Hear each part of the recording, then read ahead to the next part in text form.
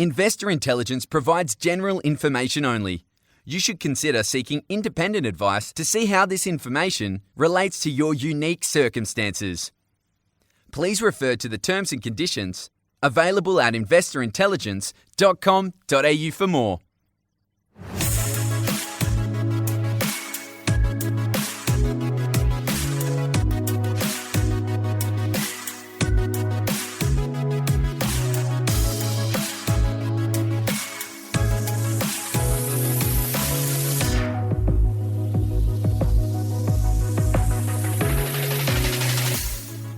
Welcome to this week's episode of Investor Intelligence, your weekly podcast on all things investment, hosted by me, Jacob Kearns.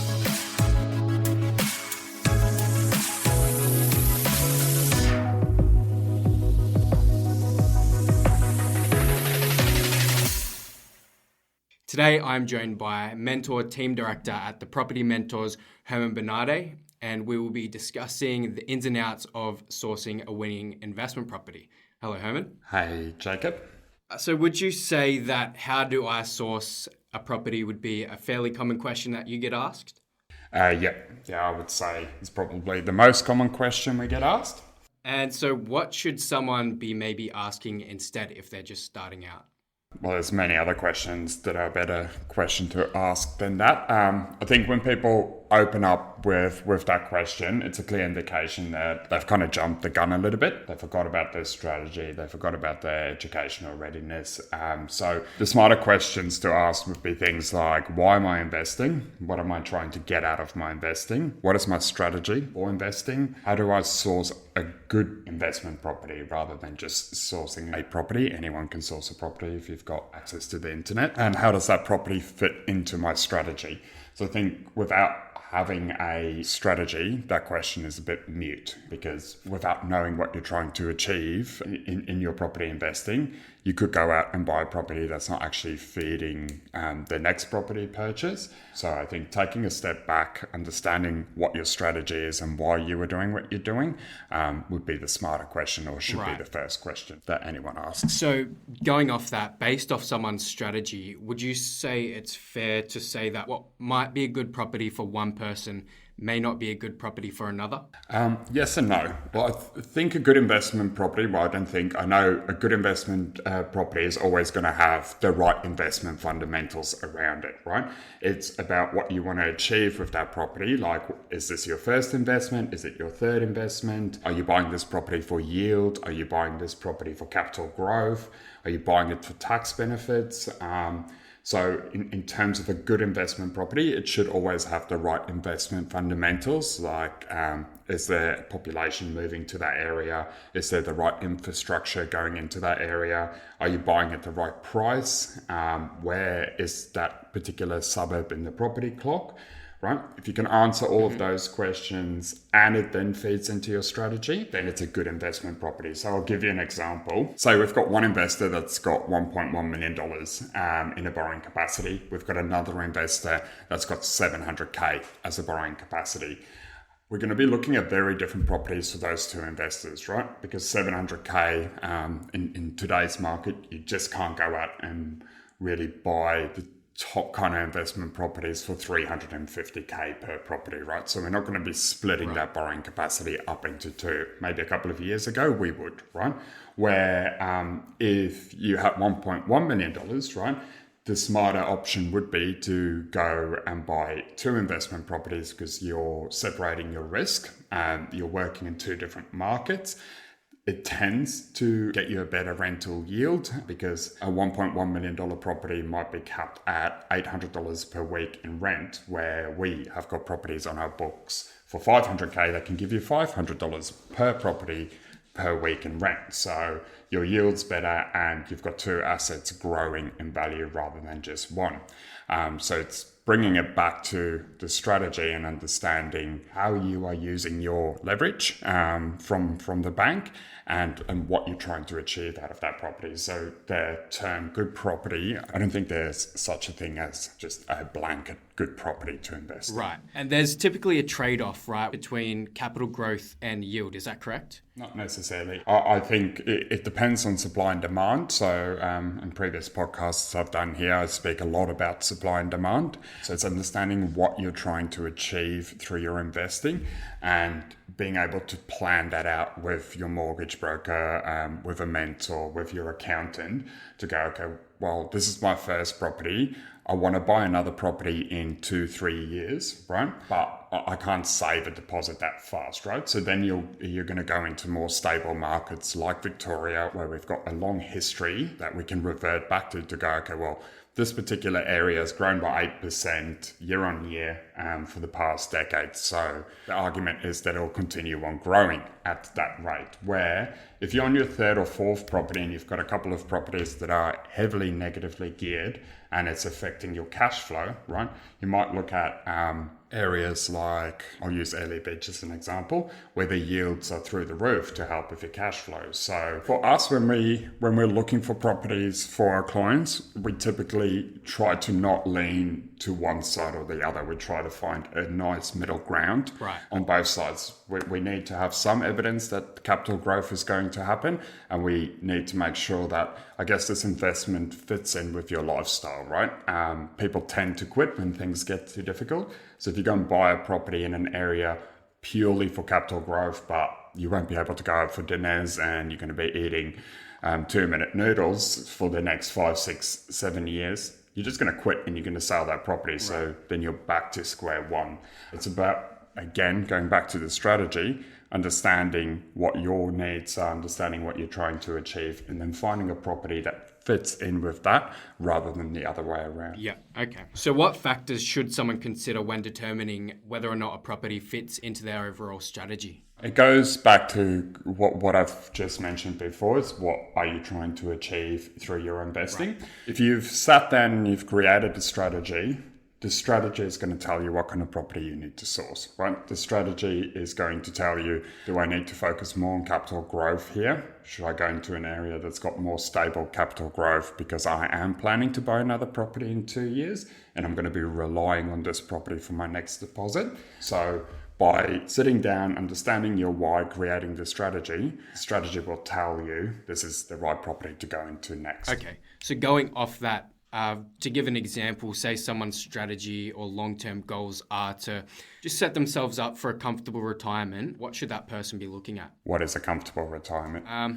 Well, I guess that depends on, a different person, but I guess just to not be relying on a pension, can travel when they want, can eat good foods. What would they be looking at? How many properties would they firstly need, and what would their strategy be to get that amount of property? Okay, how much time do they have before they retire? Good question as well. So I can definitely understand where it varies and why a strategy is so important. I guess it probably would be hard to give a blanket answer for these questions when it's no particular person sitting down. Yeah, well, the best way of looking at that is if you were, let's say, in your late 40s, early 50s, right? And we know it takes 25 years to pay off a mortgage. You can do it quicker, but let's just say for argument's sake, 25 years to pay off a mortgage.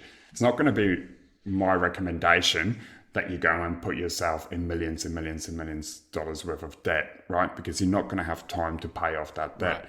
And having a portfolio at time of retirement worth $2 million, if you owe $1.9 million on that portfolio, isn't passive income. Yeah. It's just debt, right?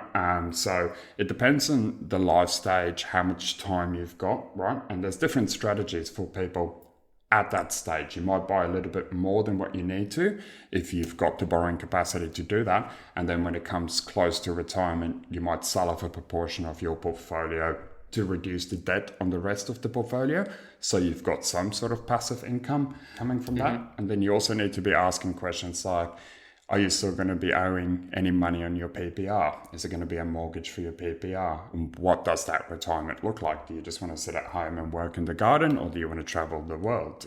You really need to kind of pack that out first and understand what is realistic for your situation, and then do what you can to, I guess, make the situation better. If you've left it too long, right, and you haven't gotten into investment and you've got less than 20 years left before you retire, right, we need to set the goals based on your situation.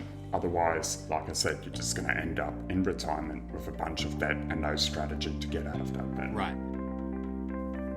Here at the Property Mentors, we have decades of experience investing in property. We know what to look for and what kind of impact it can have on your portfolio. We have access to brokers, accountants, and property managers to make sure your portfolio performs. Visit thepropertymentors.com.au to learn more. So let's then maybe compare the strategy of someone who might be a little bit younger, early, late 20s, compared to someone who is in their, 40s, 50s. Yeah. So it depends on the asset base now, but let's just say, for argument's sake, both people don't have any assets, right? If you're in your younger years, if you're in your late 20s, early 30s, right, you're in the best position. And if you're listening to this podcast now, you should be investing right now, because the secret ingredient in property investing isn't selecting the right property. It isn't utilizing your tax to its fullest extent. It is time in the market. Right? It's about holding a property, reducing the debt on that property, and creating a passive income. Right? So you don't get to retirement and you've got your super, whatever it is. I think the stats at the moment is that the average male has a super of $357,000 at time of retirement, and the average female has $280,000 at time of retirement. Just ask yourself this question. If you had that at time of retirement, how many years do you have before that money runs out? Right. And so would you say for a lot of people that's enough, not enough? No, definitely not enough.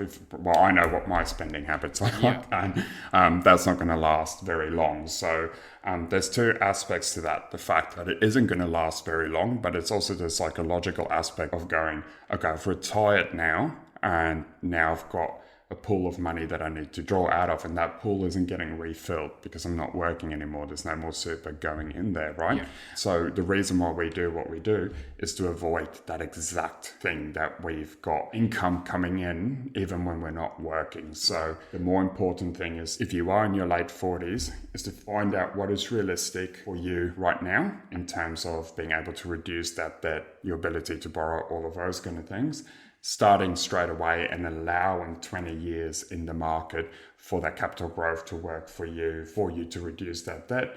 And then when you get to retirement, even if you only have one property, that's $20,000 a year that gets topped up, right? Yeah. If you've got two properties, we're probably talking $40,000, $50,000 a year. 3, 4, if you want 100,000, right? You probably need about 4 good quality properties paid off by time of retirement. Right. And again, it just comes back to what you're trying to achieve and what your goals are in that retirement. Yeah. We tell all of our members the selecting of property is the very last thing you do, right? So if someone becomes a member today, right, we are not going to talk about property for a good 2 months, right? Unless they've specifically asked us that, hey, we've got some restrictions and we need to secure something by this date because our finances are going to change, then we would do that. But if someone's coming in, they haven't invested before, it's a good 2 months of education, making sure we get all our ducks lined up. So when you're actually going into the market, you can make quick business decisions based on what gets put in front of you at that time. Right. And so what are some of the other things that you haven't covered that you might be looking at with a member who's just come on board before you actually source property? Is there anything else?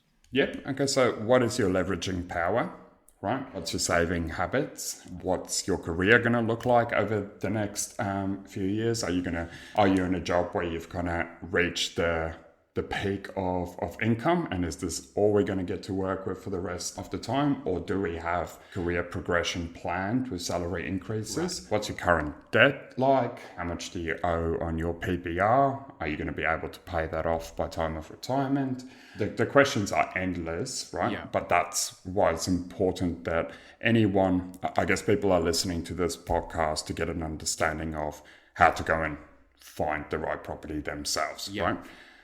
My advice for that would be do more research than what you think is necessary, right? And then look at the total picture together and go, am I going to be better off with this property, or is this going to put stress on my life? Yeah. And if the answer is this is going to put stress on my life, are you willing to sacrifice that part, kind of thing?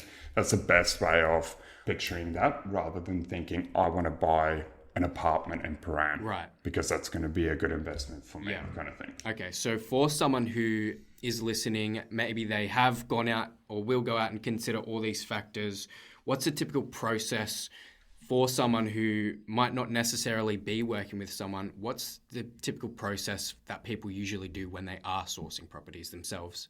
They go into realestate.com or domain.com and they inquire about a property, they go and look at the property, and then they put in an offer. Like I said, finding a property in Australia is not a difficult thing, right? It's about understanding what kind of research you need to do with property. Like our members, not once have we sold anything that's come from realestate.com or anything like that, right? And the reason being is we don't want our members to get into bidding wars, right? We don't want them to go and look at a property that's listed for 500, a bit of negotiation happens, it then sells for 530, right? You haven't done the numbers on 530, you've done the numbers on 500, right? So when we go out to the market, the budget is this, and we go out there saying we need something for 500 with this contract structure, settling at this time, and then we go and find something for that rather than tweaking. So that's the difference between using a company like us and doing it yourself. That's one aspect. Don't get into bidding wars with people. And then obviously that goes on from, don't go and buy your investments at auction, right? Because it should be a business decision, right? You should, unless you can do the numbers right there, right then, and you understand your after-tax cash flow position based on this investment, right? You shouldn't really be purchasing things unless you've run the numbers. And another thing we usually talk about as well is don't necessarily buy a property in your area just because you're familiar with it. Yeah, so in terms of buying in your own area, Australia is a whole continent, right? To say that if you live in Perth, that your best investment opportunity just happens to be in the area that you live in, out of the hundreds, thousands of suburbs across the country, is delusional. It really is. Now, I'm not saying you are not living in a good investment area. What I'm saying is that there is probably, if you do the research, there's probably going to be a better area for you to invest in, or a better way for you to leverage your money. Okay. And so when, or if someone was going to source a property, what should they maybe do instead? If you want to do it yourself, right, your options really are realestate.com or go to domain.com, or you're going to Google and find out what developments are happening, and you're going to reach out directly to sales agents for vendors, right? So if you've decided that's the path that you're going to follow, right, utilize government websites like Plan Victoria. It's a massive document that basically explains exactly what the Victorian government's plans are in terms of infrastructure, spending, and accessibility to major employment hubs and all of those kind of things. So first, you need to understand the infrastructure, right? You need to understand whether that's a long-term infrastructure, or is it like what's going to happen in Brisbane for the Olympics? Is it a short-term thing, but there's not actually any ongoing infrastructure planned? So it's the first thing you need to understand. The second thing you need to understand is a property is a business. The way you make money from that business is by renting it out. Is there enough demand in that specific area that your property is not going to sit vacant for weeks on end? Is there enough demand in that area to drive prices of rent up over time? And how do we know about demand? There's many websites you can go and look at and see where the population in Australia is moving to, right? A couple of other things to look out for is access to schools, universities, public transport, sporting arenas, all your lifestyle side of things, and then employment hubs. People tend to live close to where they work, right? So, or tend to live in an area where it's accessible to get to work. So where are the closest employment hubs, right? Right. Okay. And then the next thing you want to look at is you want to look at the surrounding suburbs. How have they performed, right? Is there a suburb closer to a CBD or a highly sought after area than the suburb that you are buying in? Are you going to see that flow-on effect where, I'll use Brighton as an example, where people get priced out of Brighton, so they go to the next suburb. Once enough people get priced out of Brighton and move to the next suburb, then that suburb becomes too expensive, and then you get that flow-on effect. So the property that you're purchasing, where does that sit in the property clock? Right. And then the last question is it a new property? If you're buying it for investment purposes and you are buying it for the purposes of taking advantage of your tax position, then you need to look at what's your depreciation benefits, right? Is it a new property, or was it built in the 80s and I'm essentially only going to be able to claim my interest kind of thing?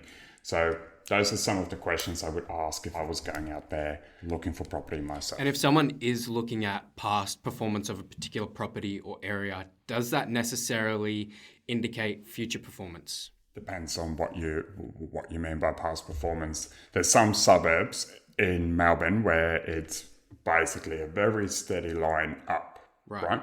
So in that case, providing that the infrastructure is there, people still want to live there, I can't see why that wouldn't continue on happening. But let's use COVID as an example. There was a lot of suburbs across the country that wouldn't normally be a desirable place to live or to move your family to, or to go and look for work, but people did. So there was a supply and demand issue, and that's spiked some properties. You've heard the news, some suburbs growing by 25, 26%, right? Just because it happened for 1 year doesn't mean that trend is going to continue on happening. Right. So I think understanding why the prices jumped and understanding the risks of what could happen if I buy it this high price, and then all the people that thought, oh, I want this country lifestyle, I'm going to move to a rural area, then start moving back to bigger cities, what's going to happen to the property prices there? They're going to drop. Right? So now you've got a mortgage at $600,000, your property is worth $450,000. What do you do then? Yeah. So if you had to narrow it down to a checklist, so to speak, what would your non-negotiable requirements be if you were looking to invest? Your why, your strategy, your team. So when I'm saying team, do you have a good mortgage broker, good accountant, good quantity surveyor, someone that mentors you? If you've not done this before, there's a reason why only 8% of the Australian population are investors, right? It's a very small percentage of Australia. There's a reason why that figure exists, is because it isn't as easy as some people might think. You just don't go and buy a property and then go and buy another property and then go and buy another property, and then all of a sudden you've got this comfortable retirement. You need to utilize your tax position. You need to make smart decisions. And like I mentioned in the beginning of the podcast, time is crucial. Time is very crucial when it comes to property investing. So if you go and buy a property that's not quite right for you, you hold on to that property for 6 years, then you have to sell that property, pay capital gains tax if there is any on that, and then start again. So you've just lost 6 years. So in terms of your checklist, you need to have a good team around you that can have a look over the decisions you are making and give you some sort of guidance. I wouldn't be going about this myself at all. If you don't want a mentor, at least get a really good accountant and a good mortgage broker to make sure you've got good loan structures. There's flexibility in your loan, all of those kind of things. Make sure you've got a good conveyancer, right, to ensure that the contract that you are entering into isn't heavily focused towards the vendor. It's a nice balanced contract. Yep. Make sure you've got enough time in that contract to settle. So you need to be speaking to your broker to understand how long are they going to need to settle, because the risks are you don't settle in time. You get penalty interest from the vendor because you haven't settled when you're supposed to settle. Now you have to come up with cash that you weren't expecting to come up with in the beginning. And then probably the last thing is making sure that you continuously review the portfolio. So you want to be somewhere in between forgetting that you own that asset in the first place, but understanding the bits that you need to review. So am I on the right interest rate? Am I getting the right rent for that property? Are the people in my property trashing it? Am I having to spend more money on maintenance? All of those kind of things you need to review, but you shouldn't be going out every year getting a valuation done, seeing how much your property's grown in such a short period of time. You need to give it a good 3-year block, 2-3 years Right. between each property. Yeah. And you mentioned before about when you're sort of first looking at sourcing a property, making sure your numbers and your cash flow works out. What are some things that you look at? I know you just mentioned, rents and all that sort of stuff. What are some other things you look at to make sure that it does work out in your favor, depending on what your goals and strategy is, of course? Your tax position.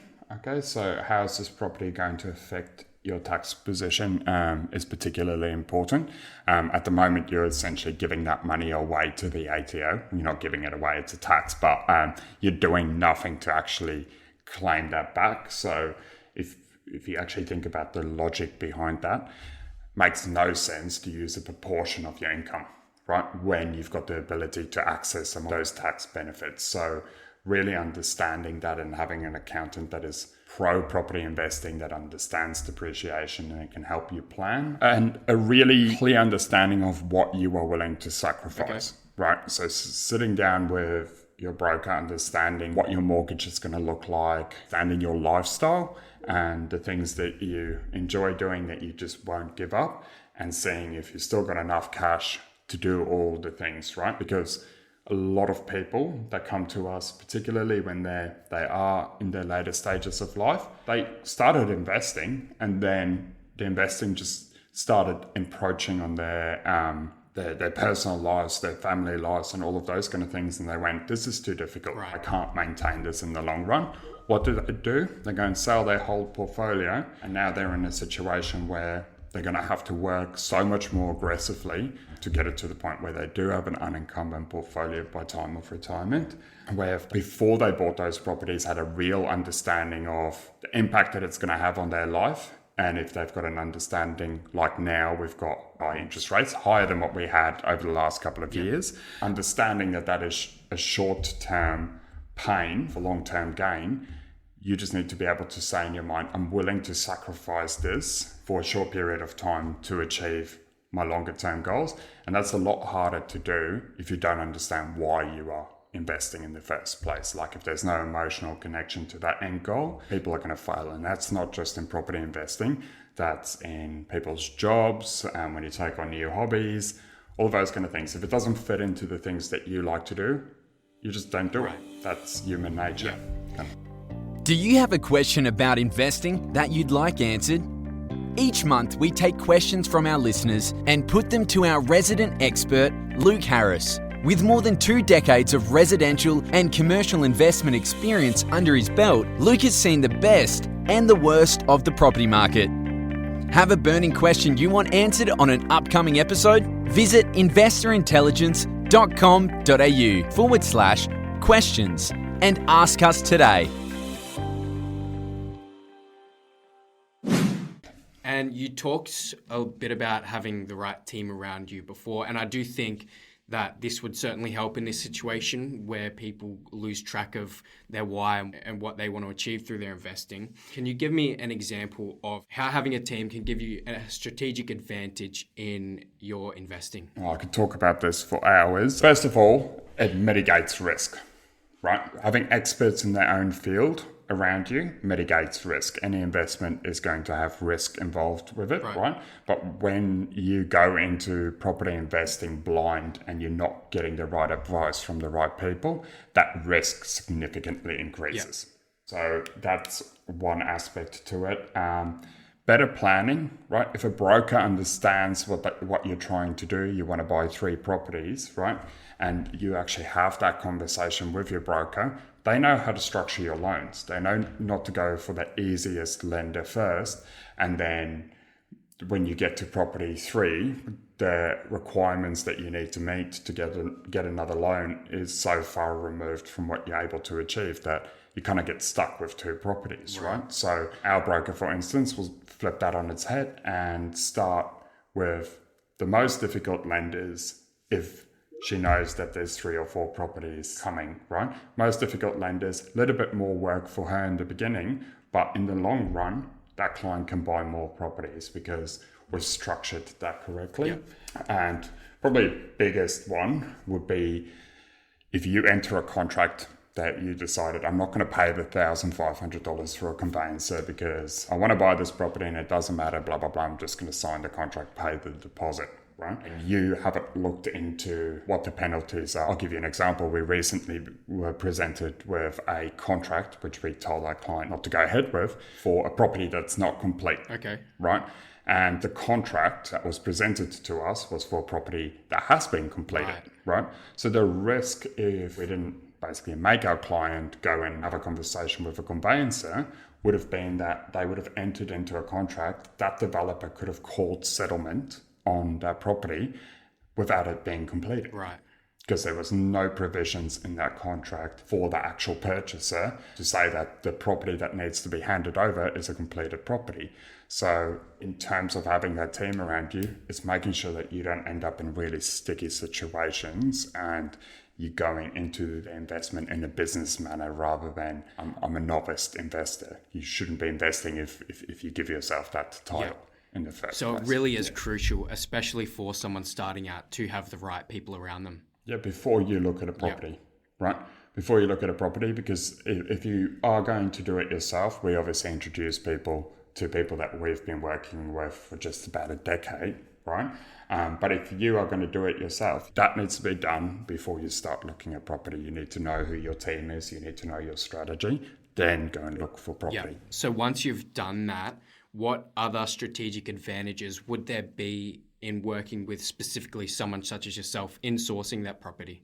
Okay, so first of all, we are in the market on a daily basis. So most investors are going to be buying a property every 2 or 3 years, right? If you've got the right structures in place and you've got the right salary, every 2 or 3 years. So you are entering the property market every 2 or 3 years and probably doing your research around that for 2 months before you go and purchase a property, just for argument's sake. We do it on a day-to-day basis.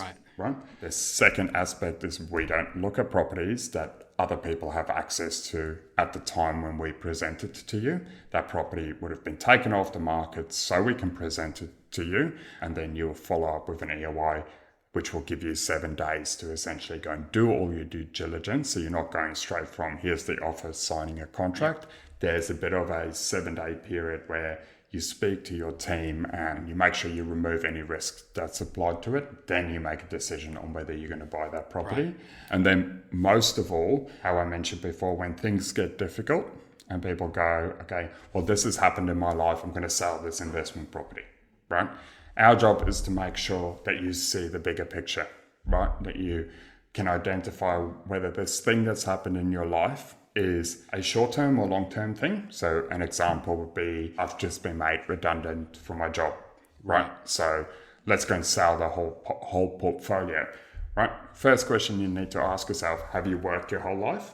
Can you get another job? Why would your reaction be to sell your portfolio? And it happens more often than not, right? So that's a short-term thing where the solution isn't selling your portfolio. The solution is getting another job. Yeah. Our job is to make sure that we keep you on track there, but also hold you back sometimes when we think that you might not be emotionally, educationally, and financially ready to take those steps, because we'll end up with the same result. You'll jump into it, realize that, hey, this is not as easy as what I thought. It's not like buying a property and then forgetting about it. I actually have to make sure that I manage it, that there's tenants in there and all of those kind of things. If you weren't mentally prepared for that before you went into it, if you didn't have the education to make your own business decisions, right? What are you going to do? You're going to sell that property, which means you've just paid stamp duty on a property that you will never get back, because you'll sell that property. Any profit you will make from that property, you'll pay capital gains tax on, and then you've just lost 30k in stamps. Whatever profit you've made from it gets cut by 50%, depending on your salary. So you're actually worse off than buying that property in the first place. Right. if you entered that, understanding why you're doing it, understanding the questions you need to ask, understanding the bigger picture, that's not going to happen for you. Right. And the properties that you source your members, they aren't properties that anyone can go on realestate.com or Domain and find themselves, are they? First of all, I don't source any properties for my members. Luke Harris sources all of our properties here. It's taken him 2 decades to build the relationships that he has in the property industry. We've been operating for 9 years as a business, but Luke's been in the property market for 20 years, right? Even if you started today to try to build those relationships up with investors, you could never get there because first of all, they're not going to take your call, right? Why should they take your call? You're just another individual that wants to buy one of their properties. So the person that you are going to be speaking to is the person that was appointed to sell that property.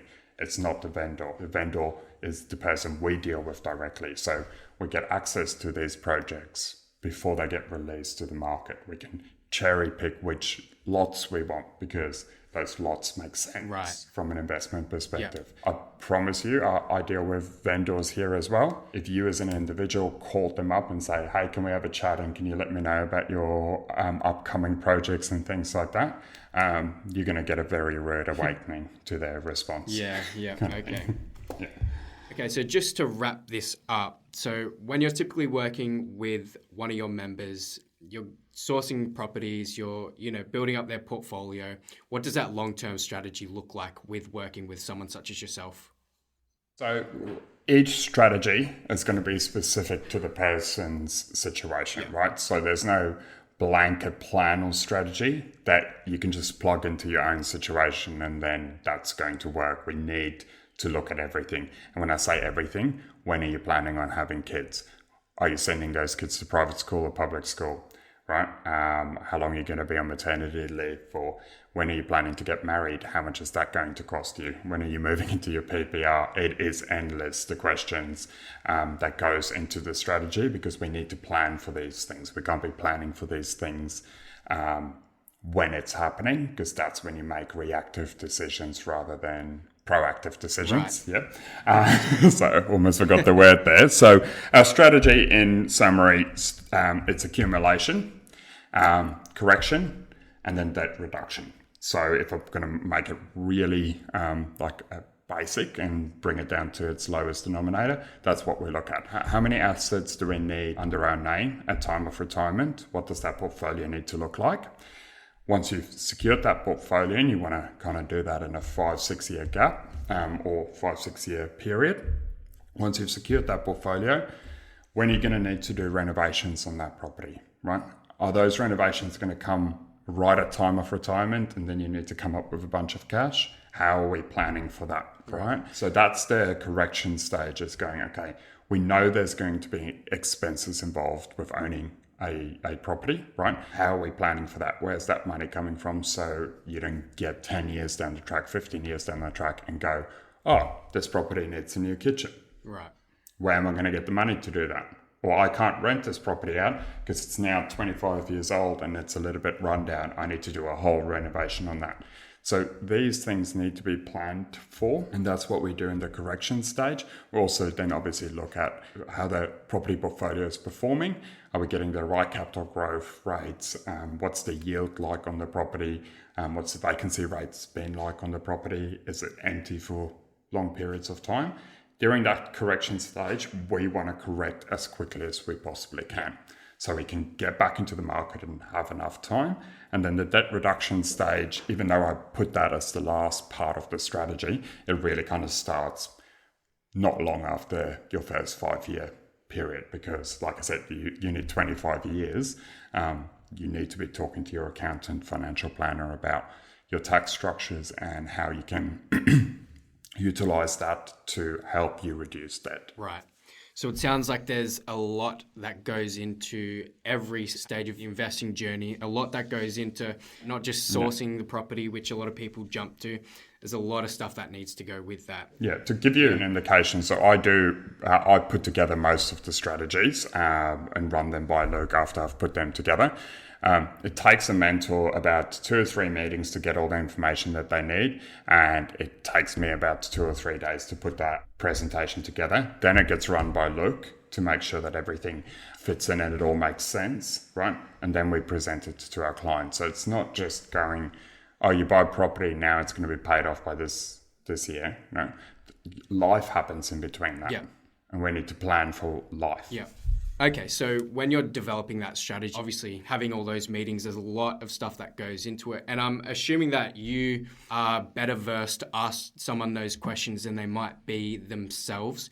If someone was wanting to work with you and the team at the Property Mentors, how would they get in contact with you? You can visit us on tpm.au and follow the link there to book in a discovery call. We also host workshops every alternate Tuesdays and Wednesdays every single week from, I think, 6:30 till 7:30 from memory.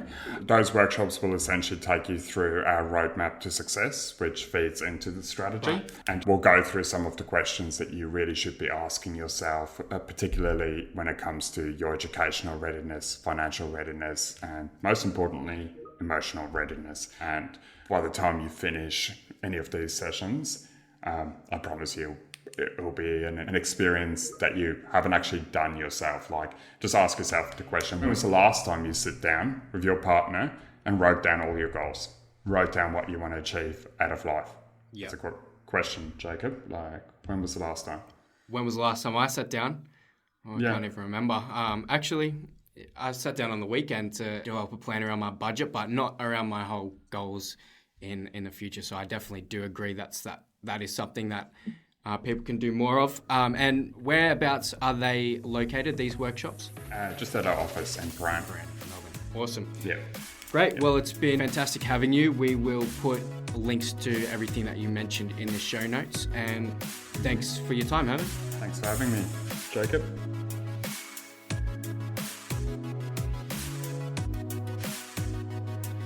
If you found this episode or any of our episodes helpful, please make sure to share and leave a rating to help us reach more people on their investing journeys. And of course, subscribe to be notified when new episodes drop. Make sure to follow the podcast on Instagram at Investor Intelligence Podcast. You can find links to our other socials in the show notes, including a link to the Property Mentors weekly blog. If you're ready to get your property portfolio in shape for financial freedom, check out Luke's latest book, Property Fit. You can get yourself a copy at www.propertyfitbook.com.au.